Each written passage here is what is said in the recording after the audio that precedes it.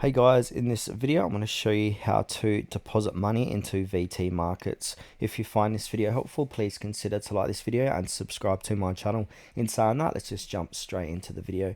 Alright, first step is go on over to vtmarkets.com, sign into your account and head over to my account. Now, once you're inside your account, you're going to come to a page that looks similar to this. Now, on the left hand side, we've got different tabs. We want to go ahead and click on the little drop down menu next to funds. Then here, we want to go ahead and click on deposit funds. Then from here, you're going to be on this page. There's going to be a page here where you can deposit money, or also you might see a little pop-up that says deposit now.